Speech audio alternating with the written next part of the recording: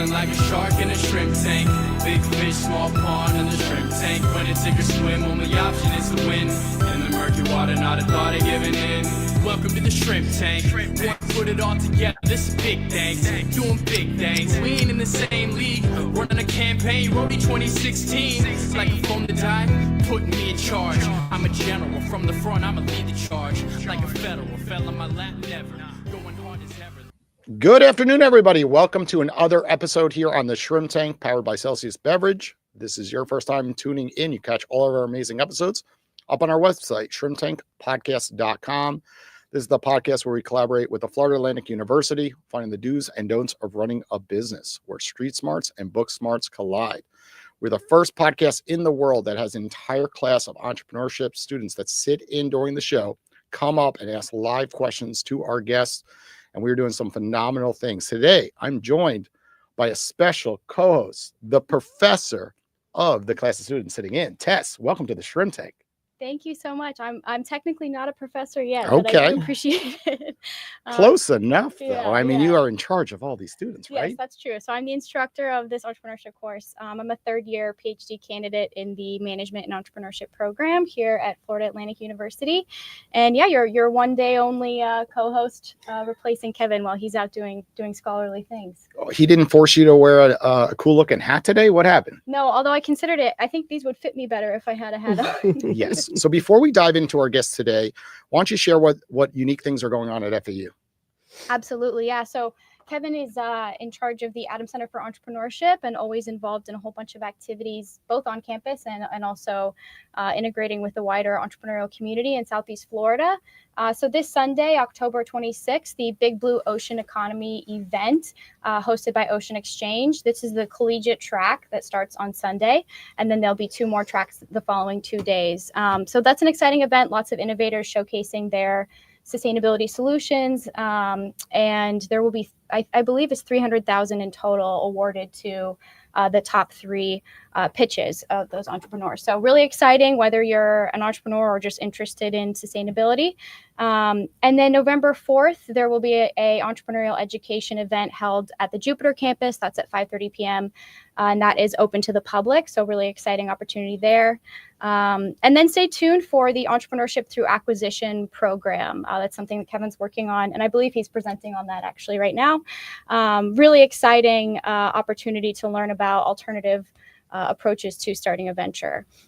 So yeah, lots of exciting stuff going on. That is exciting. And our guest today is actually going to piggyback a lot of what Kevin's speaking about growing a business, scaling a business, and purchasing a business. Of course, today we have Holly Rush joining us in the studio. Holly, what we'd like you to do is do a 60-second pitch.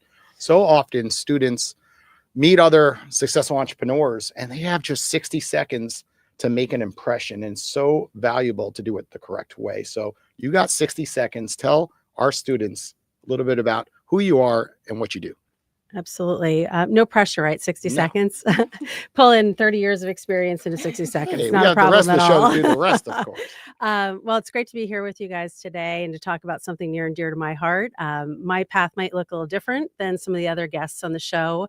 I have 30 years of operating experience building brands in omni-channel environments and design for growth. And that's really my background. I've worked large companies like Luxottica and L'Oreal and small startups across a whole number of different consumer sectors like beauty, fashion, lifestyle brands. Joined Costa del Mar, the sunglass company based here in Florida, in 2016 as CEO, and had a great opportunity and run there, really taking a small niche business and transforming it into a global brand. Really exciting opportunity and very sustainably minded. I can relate to that. And then in 2020, forged out on my own, set up my own advisory and consulting business where I support other business founders and CEOs as they're growing their businesses. And I also work with private equity as an operating executive, buying and selling companies. That was pretty good, Holly. I got to give you kudos for that. How many seconds? Did I fit within the 60 we could second go back time? and rewatch the episode, but I think you're right around 60 Okay, seconds. cool. And that's very hard, to get that much information in 60 seconds when you've accomplished so much. This is my second Celsius, so And that might have Celsius something to do with it. does push people to kind of ramble really Stay quickly. on point. And I drank one earlier, so I'm probably going to be rambling a lot during today's episode. Okay, like we always do, we play a game show the first 10 minutes of the show. So we're going to ask one of the students to come tell us the game rules, and then we're going to introduce our student contestant, of course. Hello, my name is Felipe. I'm from Brazil. I'm going to be hosting the show today, the game show. So the first question is, what is the median first-year failure rate for startups in the U.S.? Option. Oh. Okay. Oh, she doesn't even need that. Are you going to do She has to answer. She You doesn't have need to the answer now. options. First year, 25% failure rate? Close. Close. Okay. I didn't Close. get it. So Anyone now you else wanna guys try? get to hear the ABCD. Well, I'm gonna wait for A, B, C, and D. Okay. Option A, 60%. Option B, 40%. Option C, 20%. And option D, 50%. I'm Ryan, by the way. I didn't get to introduce myself, but I think it's 20%. Yeah, it is 20%. Ryan, look at this. Okay, question 2 is, what is the average small business loan amount in currency approved by banks in the U.S.? Option A, 75,000. Option B, 100,000. Option C, 150,000. And option D, 20,000. C. That is incorrect. I'm going with D, 20,000. D, that is also incorrect. Correct. Is it option B? Yes, it is option B, 100,000. So the next question is, what is the average effectiveness in clickbait ads for businesses on social media? Option A, 10%. Option B, 90%. Option C, 30%. And option D, 1%. I'm going to go with D, 1%. Yes, that is correct. Next question is, what is the average time it takes for a new business to become profitable? Option A, 2 to 3 years. Option B, 4 to 5 years. Option C, 6 to 7 years. And option D, 10 plus years. A. Yes, it is A. Okay. Well, I think we're all tied. Okay. In 2025, which startups are the most profitable and successful? A, fitness and wellness. B, graphic design. C, AI technology. C. Yeah. Yeah. Do you have a score, guys? Jason? Yeah. It's over. That's it. Yeah. That's all we I got. mean, I have Good one more job, question if you Jason. guys want Yeah. to. Okay. Is this a Just in case tiebreaker? we get You into want that? a tiebreaker. I want to Okay. see what happens. In 2025, how many companies use AI daily? Option A, 61%. Option B, 49%. Option C, 95%. And option D, 73%. I'm going to say 73% D. That is correct. Okay, now we have to go to a tiebreaker, Yeah, now you right? guys Yeah. are in it. I like this. Well, just give me a second. I have to search up a tiebreaker question. While he's doing a tiebreaker, Ryan, why don't you introduce yourself? Yeah, so I'm Ryan Wadich. I'm a research fellow here at FAU in the College of Engineering and Computer Science. And I'm a builder, and I'm passionate about entrepreneurship. Nice. And what have you learned through the shrimp tank so far? I've learned that hard work is what really makes success, right? Something I've seen Yes. across all of the entrepreneurs that have came on the show is that regardless of who it was, whatever industry they were in, everyone really put in the hard work, right? And they took the risks. So I think that's like the great essence of entrepreneurship. Yeah, I think looking back to our first guest on episode, on this season, episode 1, was Michael Block. And he said, if I could do it, anyone could do it, right? And his point was really that it just takes hard work, day in and day out, waking up early and putting in time, where too often entrepreneurs jump to the next thing and try to cut corners, right? And often that doesn't work out for most folks. Okay, we got a tiebreaker question, we I do. think. Okay, for tiebreaker, what percentage of startups are founded by solo entrepreneurs with no co-founders? A, 10%, B, 25%, C, 35%, and D, 45%. D, 45%. Yes, that is correct. Nice job, Jason. Sorry, Ryan. Well Clear done. winner. I had to take you down in the tiebreaker. Thank you for joining us on the show, and thank you yeah. for putting on a great game show. Okay, Holly, on this segment of the show, it's all to learn about your entrepreneurial journey. So let's go back to the early days. Where'd you go to college? When you graduated, what did you do in the workforce, and kind of how did you get to where you are today? Okay, so like I said earlier, my journey might be a little bit different than some of the founders that you've heard speak here on the show. I took a little bit more of a traditional path in Okay. business early on. So I grew up in New Jersey, went to college at West Virginia University on a full ride D1 scholarship for swimming. Graduated with a marketing degree, and a few of the summers in between, like sophomore and junior, senior in college, did they weren't called internships back in the day, but some summer jobs, if you will, to dip my toe in the water.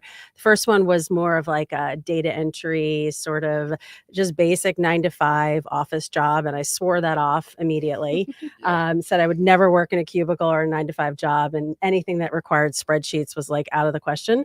And then my second summer, the time between junior and senior year, I actually took a job in retail, and that might sound really boring or just maybe like something that you wouldn't want to try. But for me, it was really eye-opening. The opportunity to sort of set your own goals, work towards a specific achievement, if you will, whether it was setting a sales target or whatever it might be, and really excelled in that. I loved it. I worked in a brand new Macy's store, made tons of money that summer, way more than any of my friends did. And I thought to myself, like, there's something here, something that really resonates for me. And I think it tied back to being a competitive athlete too, because you're sort of like, when you're a swimmer, you're in the pool on your own and it's you and the clock. And I felt the same way about being in sales. So had some great advice from a mentor as I was graduating college, talked to me about professional selling, which I know is now actually a college degree that you could get. Wasn't for me, but it was a fascinating career opportunity to take the retail experience and sort of take it into the corporate world. He happened to be an executive VP at a big pharma company and the head of sales, and he just had a really kick-ass job. And I just thought, like, that sounds like something I'd really like to do. And that really began my professional selling experience. It was something I did for the better part of the first 10, 12 years of my career. And I started out in consumer packaged goods, which again, back in the day and still today is just a really foundational and fundamental way to cut your teeth in business. Great learning experience. And then grew from there. So happy to fill in the blanks along the way, but I know that's what the show's about. So keep asking me questions, right? Keep going. Keep going. Keep going. Okay. I want to see you to where you are today. So I have more than 60 seconds this time. I think that's the moral of the story. So first 10 years, I worked for a company called Duracell, which ultimately became part of Gillette. Everyone knows Gillette, the shaving company, and make a lot of other great products.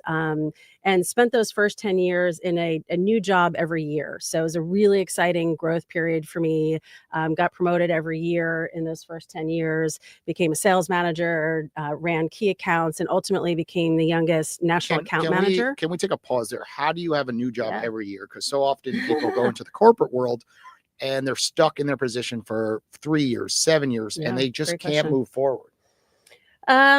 Well, I mean, part of it is choosing well in your first career choice out of school. I mean, it took me a while to find where I wanted to go to work. Quite honestly, I interviewed a lot. I probably interviewed with 30 or 40 different companies before I made the choice to join Duracell. And one of the things I loved about it was that they had sort of a management development program, right? So I knew I could go in there and get really good experience. I could learn. There were great leaders and mentors there, and the company was growing. So there was just a lot of opportunity to continue to But did you put yourself out there to just ask for those different positions, or did they just come naturally to you because you were achieving your different milestones and goals? Probably a little bit more the latter than the former. But what I would tell you too is that through that first mentoring conversation that I had about a career in sales, I decided in that moment when I was being mentored by that person that I wanted to be a VP of sales by the time I was 40. He was 45. And I'm like, I'm going to do it sooner. That's the job for me. And I actually did it by the time I was 32. And so just having that goal too, I think really just motivated me in every step along the way to be the best I could at whatever job it was.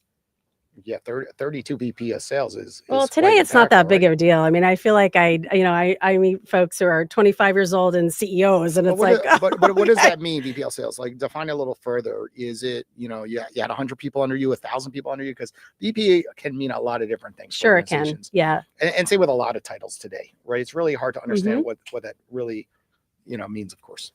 Yeah, so I'll just fill in the blanks a little bit. I left Duracell after about 10 years. I was running one of the largest national accounts for them. It was Target. So I moved to Minneapolis and ran the Target business for them. Was having a blast, but it was also early 2000s, and it was the world and the time of startups. Okay. So I went and did a startup for a couple of years. The handwriting was on the wall there, and it was just time to go back to something a little bit more stable after 2 years. And that's when I joined L'Oreal. And when I went to L'Oreal in the beauty business is when I got my first VP of sales job. And that was a smaller division. I had about 25 sales reps reporting to me, about a $30 million business. It was a small brand within a larger company, which was really nice too. Entrepreneurial, but with the safety net Yes. of a larger company. And then over my 10 years or so with L'Oreal, every couple of years, I had a new VP sales assignment for a bigger division. And then where are you today? Kind of give us the sunglass brand and kind of. Yeah, so I left L'Oreal in around 2010 and joined the eyewear business for the largest eyewear manufacturer in the world called Luxottica. So how many people here know about Ray-Ban, right? Ray-Ban, Oakley, all of those amazing brands, and had the opportunity there to join as an SVP of sales. So there I had 400 people and about a $500 million business at this point, and oversaw roughly 30 brands in their portfolio. Really complex, challenging position, lots of fun. Stayed with Luxottica for about 5 years. This is all in eyewear, and ultimately became the president of the wholesale division. I was the first woman, first American ever to hold that role. So that was a big moment for me career-wise. And then I left there and became the CEO of Costa del Mar. So I stayed in the eyewear business, but more on the lifestyle sunglass side of the equation, which is very different than what we consider like the optical industry, where you go visit with an eye doctor, get an eye exam, and then get a pair of prescription glasses. So sunglasses are more of a lifestyle or fashion purchase, right? We wear them whether or not we need prescription glasses. So there's a lot of different dynamics to it. And Costa was really a dream job. That is absolutely awesome. And kind of explain some other verticals you're up to now, right? You're doing that, but what else? Yeah, so wrapped up at Costa right before COVID. The company actually was acquired and merged with a larger entity, and the business that was based in Daytona Beach, Florida, that I came here for, ended up being dismantled and moved to other parts of the world. So there is no longer Costa del Mar, unfortunately, headquartered in the great state of Florida. So I made the choice at that point to do something on my own, to really, truly entrepreneurial for me. First time I struck out on my own and set up my own advising and consulting business to work with CEOs and founders who were growing and scaling their own omni-channel brands, where I felt like I could bring 30 years of my experience having done it and then help them really accelerate their growth trajectory. So started doing that right around COVID. Also trained to be an executive coach during that time, which is a passion of mine.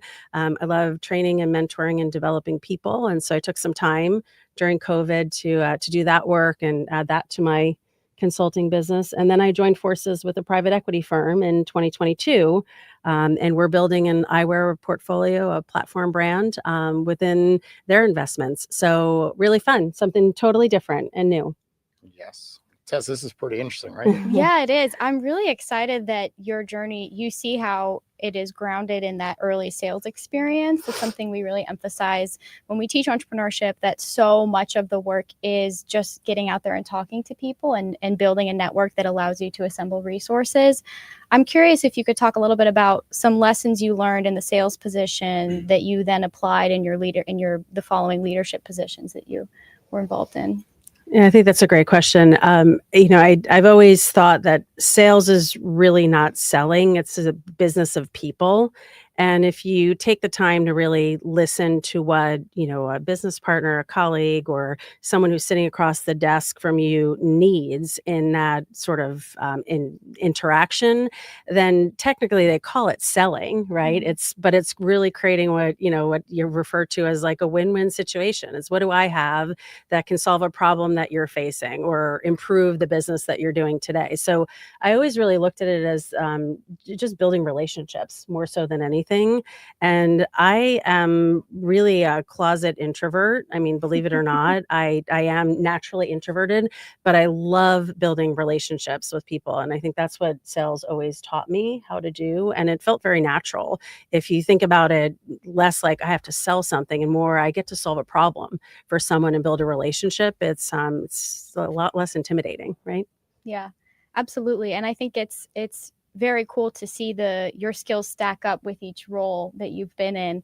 I kind of want to flip that on its head though. So when you did venture out and start your own, completely on your own entrepreneurial venture, were there any surprises or lessons you had to learn that were different from your past experiences connected to larger existing firms? Yeah, it's really hard. Being an entrepreneur or a solopreneur, I think they call it too.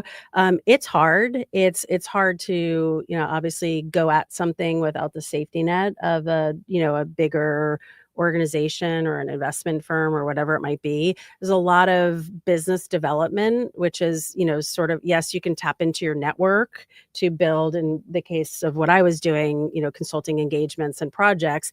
But at a certain point, you're out there really hustling on your own, right? So there's an aspect of it where, to your point, Tess, my career felt very additive over time. I was building one step on the next. And this was the first time I felt like I jumped off of, the ladder, so to speak, and did something totally different. And it really did feel like, wow, okay, I'm in this on my own. I've got to really hustle, develop the business on my own. And that's a different feeling. So it can be exhilarating too at the same time, but sometimes it's scary. So to piggyback that, was it harder? Because not many people have done this, to go from a brand that has, let's say, 100 million of revenue to 200 million of revenue, or literally 0 to 100,000. Obviously, those numbers are all, but based on your situation, because you really did both, right? So the question is really more about scaling business. Was it hard to go from 0 to 100,000 being a solo entrepreneur? Is what I'm saying, to really show everybody in the audience like how hard it is sometimes to get a business off the ground versus a business that is already established and just doubling it, 2xing it. So I think every person you ask might have a different answer. So I consider myself to be an optimizer, right? I'm a business builder. I'm a transformer. Think it's really important to know what you're good at. That's what I'm good at. And what that means for me is that I can look at an existing business and tell you pretty quickly in short order, what are the 2 or 3 things that you can do to really optimize the business that exists today. And a lot of people are sort of visionary, or they're startup minded, or they're really entrepreneurial. They can see the opportunity and they're willing to dig in early on. So for me, it was harder to do the 0 to 100. That's why I asked that. Because so often we see people jump to become an entrepreneur and they create a startup, especially in the tech field, and it's brutal for them, right? They really struggle because of the relationship side. So often they're like, okay, I'm going to build it, and people will come in, and it's more relationship driven, where you have to set up coffee meetings, you have to set up dinners, and just get people to sit down with you. And a lot of professional service businesses are like that. Think about lawyers, accountants, financial advisors. Often they have the highest failure rates because the hardest thing is just getting a meeting in your schedule. So often with people that jump ship like you did and start, they're like, okay, I have all these skills, but people aren't willing to listen. So kind of explain how did you get going in that process? Just getting people to listen, because a lot of people become executive coaches if they have an exit, and that's the hardest thing, just to set up meetings. So can you kind of share that side of the process? Yeah. So in my consulting and advising work, I play to my strengths, right? So I really focus on helping business leaders scale their brands in the consumer environments that I have the most experience in. I tend not to go well beyond that, because I feel like, I'm better served. I can leverage my strengths in the area that I know. The executive coaching for me was about how to enhance that practice of consulting and advising, and really helping business leaders be the best leaders they could be too as they're running their businesses. Because I found that a lot of entrepreneurs that are very successful. So in some cases, they started their journeys very young. Maybe they didn't work in bigger companies. They didn't have the opportunity to learn from mentors or leaders in a corporate environment what good leadership looks like. So it's really helpful to have that in my tool belt and to be able to bring that to a coaching engagement or a consulting engagement. So those two things really work hand in hand, but it's really playing to my network and my strengths. I think those are the two things. A niche. You exactly. knew which businesses that you could step in and immediately support that founder and help them scale their company with systems. Exactly. And I know this about myself, that I'm going to be a better resource for a company that's already past that kind of early stage of startup, right? So that is not my experience is not in startup. My experience is really on taking a business that has had a couple of years behind it, and maybe it's 5 years in, maybe it's $10 million, maybe it's $20 million, and they're really looking to go to that next level. And there's just an old adage of what's gotten you here doesn't get you to the next level, right? So what got you to $1 million or 10 million is not what gets you to 50 million. And so that's really where I find that my experience really plays. Can you just dive deeper then? Because we see so much fluff around that question. Often people say, oh, I'm good at marketing. I'm good at social media. We hire a brand spokesperson. But can you speak to some of the systems that have to be put in place to really get you from 10 million to 50 million as an example? Yeah, absolutely. So I'd like to go back to just basic business principles, right? So in order to run a successful business, you need, really kind of 3 strategies. You need a business strategy. What do you do? How do you do it? Who do you serve? What markets? What customers? It's really just about like, what business are you in, right? And how do you go about, capitalizing on that market? The second is, what's your financial strategy? That sounds like a big thing to say, but really a lot of small and mid-sized businesses don't have basic financial reporting in places. And so a lot of times if I go in and I'm the first person to advise that CEO, a lot of times what I'm doing is developing basic reporting.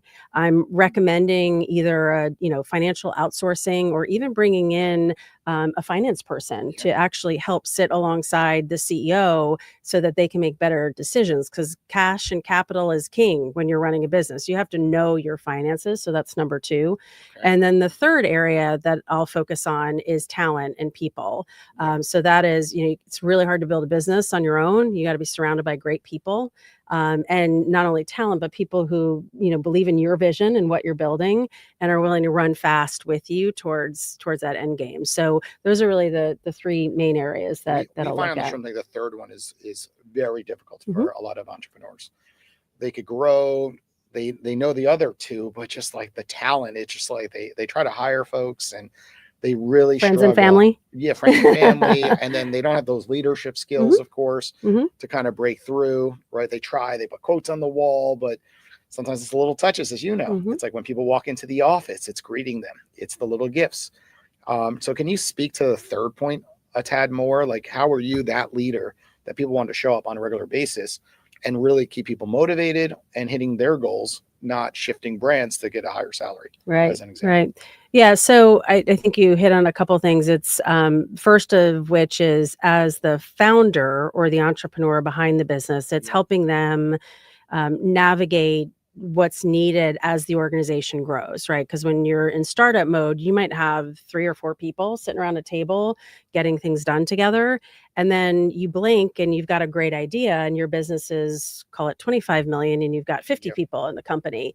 And that's a very different situation, managing a few people really well, maybe they are friends and family, versus hiring and firing and building teams and setting structure. So just helping to navigate, how to set number 1, just to share your vision, how to set, priorities for the company, how to motivate and manage teams that can be all new for someone who is truly an entrepreneur. So that's a big area of focus. And also, I've also found with entrepreneurs is that they have really big ideas, and sometimes as the organizations get bigger, the people that work there sometimes can't keep up, right? The entrepreneur is a lot of times so far out in front, sharing their vision, moving on to what's next, moving fast towards whatever their goal is. And the company's like, hey, we're over here. What do you need from us? So bridging that gap is really, really important. And that's also really about getting the right people in the right seats. So depending on the type of business you are, I'll take a look organizationally at what's in place, what's needed to achieve growth and get to the next level, and say, hey, you need to bring somebody in-house in finance, or you need a digital marketing person, or let's go, hire a business development person to grow the sales force, or whatever it might be. Yeah, absolutely. Okay, so this next segment of the show is where students get to come up and ask you questions. So if you're sitting in the audience right now and you have a question for Holly, come on up and ask her anything that's on your mind. While waiting for some students to come up, Tess, you have any follow-up questions? Yep, I do. And it's actually one that the students will turn in a summary report to me after each podcast with things that they were happy to hear or things they wish they'd heard about. And the number one thing that they want to hear about are failures or surprises.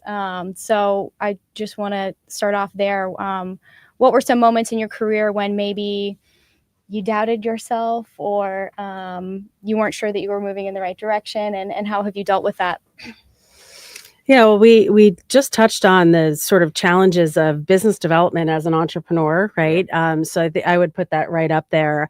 The other experience I've had is staying in one place for too long, right? And so there have been times, there's one in particular that I can think of, where I was with a particular company for an extended period of time, and I had growth, but I was feeling like my skills and what I valued in my career experience really weren't what they valued. And as a result, I saw a lot of people like moving past me really quickly, getting the plum jobs, getting selected for key projects. I'm like, well, wait a second, what about me? I'm taking the tough assignments, I'm delivering the results. And sometimes I think you just need to step back and as difficult as that was, say, am I in the right place? And then find the courage to move on if you're not, right? So I felt like I had tried everything I could to be recognized and acknowledged and all of that. And I was really frustrated. I mean, I probably stayed 3 or 4 years longer than I should have. And it wasn't until I left and I got myself back in a situation where what I did was valuable to that company, and that I felt like things were moving again in the right direction. Yeah, absolutely. I think that's great advice. I think a lot of people find themselves in that scenario and start doubting themselves, but you had the wherewithal to notice, I have a lot to give. Well, I had a really good friend of mine who said, you've been complaining about this for the last 2 years, and I don't want to hear it again until you're ready to make a change. No joke.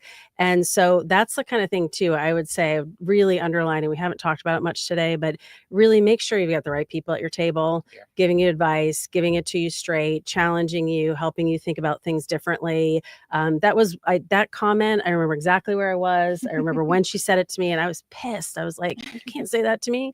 And I realized, I was like, she's right. I've been talking about this for 2+ years, and I'm the only one that can make a change, right? If I've done everything in my power to change my situation where I am, it's time to move on. So sometimes you need those people around you, right? You do, but in the moment it's hard because you're taking it so personal. And like, how could they say that? Right? I don't want to be friends with them anymore. So I know it wasn't We're as still easy friends, as it sounds. So I forgave her. But now you're like, you look back, it was right. Yeah, and even old bosses that were right? Absolutely. We all have those experiences where like you were mad at that boss, but then looking back, they were kind of right. Yeah. Okay, come on down. My name is Sebastian Marcus. I work in the firearms industry, and I just want to know, because I am working in a retail environment where I've been pretty good. I'm a decent salesman. I've made about maybe $300 in commission alone in the past pay period, which was in the last 2 weeks. I just want to know if you have any tips on how to climb the corporate ladders a little bit quicker in the retail situation where you feel like you're doing the best that you can. You're working with the managers really well. You're working with the business pretty well. And you just feel like you're, need to be somewhere else. That's a great question. I can't relate to the firearms part of the retail business, but retail in general, I think you want to get yourself in a good company, right? So, like the experience that I shared with you guys earlier was with a very big, it happened to be a department store, right? It's Macy's. And they had a management program and they had management positions, they had buying and training programs. So, for me, it was a benefit to be in a larger organization where I could see that there were opportunities to advance. So I would think about that of, being in a situation where you can see that there's growth and there's a track to follow, and then just be the best at what you do. If you're passionate about it and you go in every day and you love to serve your customers and you post great numbers, you're going to get recognized. So that was I guess what I would suggest. All right, thank you. Yeah, you're welcome. Good luck. I like the track part because my first company I started with was ADT Security, which happens to be located in Boca up in New York, and it had no future. It was a dead end sales job that I could make 50 to 120,000, but nothing more. So I then became a financial advisor because I saw the track. I said, you know something, I can make millions of dollars doing the same exact sales position and helping people with their finances. So same thing. It's just knowing that that skill set is there and then it could be applied somewhere else. I would just add 2 cents to that response that's more directly to the undergraduate students in the room, which is something I learned the hard way. When you're interviewing for your first job out of college, it feels like you're desperate to get a job. But I just want to say that when you're interviewing, it feels for sure you're the person being interviewed, but it's also an opportunity for you to interview them about the company. So ask those questions about what are the pathways to move forward? Who were the last people on the team who got promoted? Where did they go? Why were they promoted? What type of performance makes you eligible for promotion? If they don't have responses to those questions, it doesn't really matter how much they're offering you. You know that there isn't a path for you, right? There isn't a trajectory. So I would encourage you to know your worth and interview them right back. It also looks really good when you're doing that type of research, but it is your opportunity to, it's an important decision. So that would just be my two cents of advice for paying attention to those. It's great advice. And I'll just go back to what I was sharing in my early days too. When I decided I wanted to be in sales, there was no LinkedIn or, different online tools. It was like a newspaper and who you knew. That's kind of what it was. And it sounds really old school, but I literally went on hundreds of interviews, probably 30 companies, but like every company had multiple interviews and then a bunch of job fairs too. And it was so clear, to your point, that it was really important to make a good choice, right? There were a lot of jobs out there, especially in sales. You could be a 100% commission rep. Well, who's taking the risk there? You are, right? So I was like, I don't want that. I want to be somewhere where I know that there's a path, there's going to be some training and support, and there's really great people I can learn from. So also, I'll just tag on to what you were saying is that make sure the people you're meeting, if you are interviewing, are people that you respect, you admire, and you feel like you can learn from, because it's such a fundamental time in the beginning of your career. Hi, my name is Brandon. Hi. I'm just curious what it's been like as you've grown through your and advanced in these roles, the different personality clashes you may have had, and how you motivate underperforming people or cut them loose. Wow. Okay. So I'm going to go back to what I said earlier. I mean, business is about people, right? So, and not easy because you get, people from everywhere, different diversity backgrounds, different schools of thought. And ultimately you have to move in a direction of achieving goals together, right? So the biggest part of leadership that you learn is that you might not always agree with everybody, but you have to agree on where you're going and how you're going to get there, right? So it's bringing people along in that process. So big part of leadership, I think, is not just being smart or IQ, it's EQ as well. It's understanding people and how to get things done through other people, to motivate them, to help them join your mission, whatever that might be. So just bringing people along is a skill, a highly, highly important skill as a leader and as someone who's like trying to move people in a certain direction.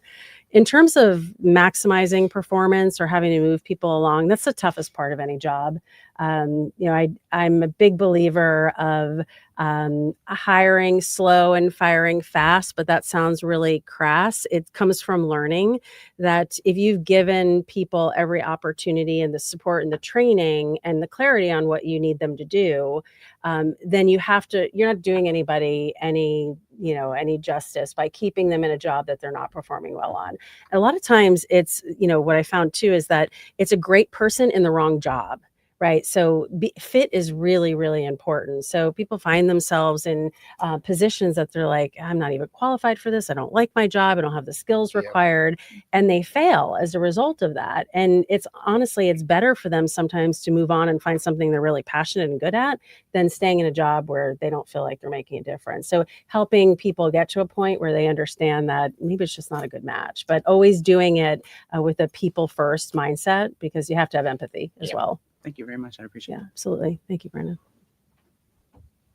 Hi, Miss Rush. Hi. My name's Ariana, and I wanted to know, you stress on people first in your question, and in this day and age of technology, I was wondering how you keep the people first relationship while going on social media. Oh, anybody have the answer to that, right? It's getting harder. Yeah, right, with social it really is.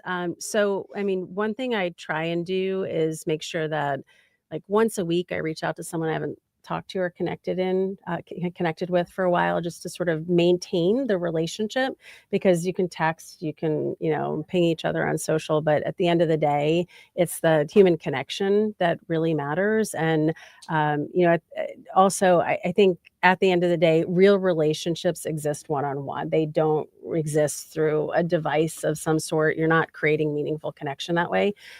So taking the time to really build relationships with people outside of devices is so important. And I think it's so important, especially as you start your careers, to, like I said, to find people you can learn from, you can ask questions to, who can open doors for you. And that's really hard to do over social media. Thank you so much. Of course. Thank you. And I'll piggyback that. I meet so many influencers that have millions of followers and they don't have those relationships. And lots of times people think by partnering with these big influencers that they have these relationships, and they often do not. So people that have actually smaller followings that have the true relationships, because most of their time spent, grabbing a cup of coffee, right? Grabbing lunch, grabbing dinner. And those folks always will accept that individual's text message and then do something for them where the relationship actually matters versus social media metrics often. Now, some people do, right? Some people have very large followings, but often it's misled, of course.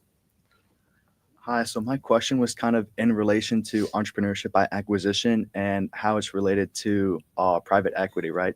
They're kind of two sides of the same coin, but there's a lot of ridges on a coin and a lot of intricacies that are involved with that. So I was wondering if you can speak to some of the hard skills that are involved on both sides of that, and then like what are specific to each and how they're related.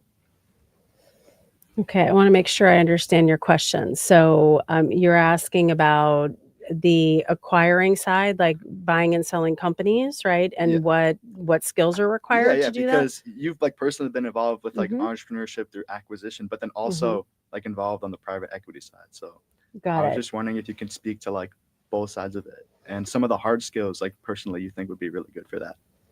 Yeah, I think it's going to go back to some of those strategies that I talked about before. Is if you're an entrepreneur and you're talking to private equity, for example, it's really knowing your business and knowing what the opportunities are and being able to express the value in that, real tangible value. So yeah, you can have a great idea, but on the private equity side, they want to understand what value creation there is, right? How are you growing the revenue? How are you improving profitability? How are you setting yourselves up for maybe the next transaction?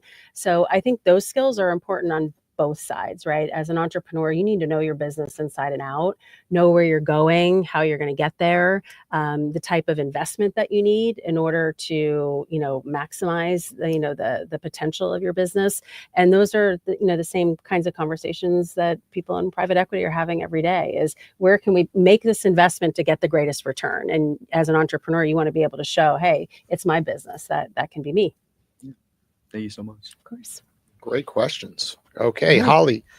Fortunately, the show has to come to a conclusion.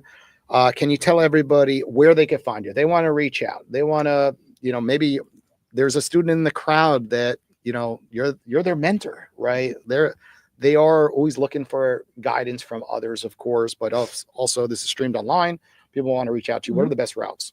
Well, I think OWL is going to be yes. one, right? You Am I love making a plug? relationships, so of I'm gonna make a course plug for you Owl can. and LinkedIn, right? So every single person that comes up here and speaks to you guys on this podcast or in Michael's Success in the Business World class, Yes. if something they said resonated for you, go on LinkedIn, send them a request. Very rarely will people not accept the request. If you have a question, ask them a question through Messenger. I get that all the time. I love it. To me, it's engagement, it's building relationships, it's giving back.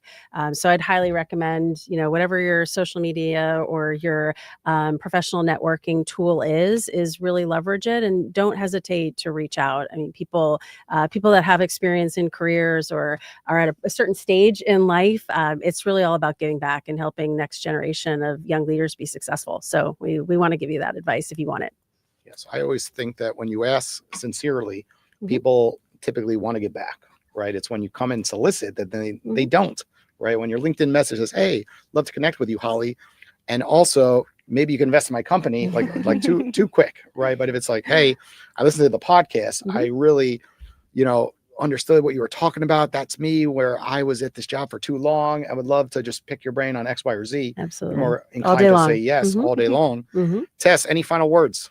I just want to say thank you. It's been really fun to hear about your experience. Like I said, it's a fascinating trajectory, the way that you've stacked your skills and then continue to take leaps as well. I mean, you've been in plenty of positions that you could have sat in, for the rest of your career, and instead you're out seeking new opportunities, new positions, and new ways to give back. So just thank you. This is really awesome. Appreciate that. Thank you. Thanks for having me. Absolutely. Thanks for tuning in, and we'll be back next Wednesday, right approximately at 1 p.m. Take care, everybody.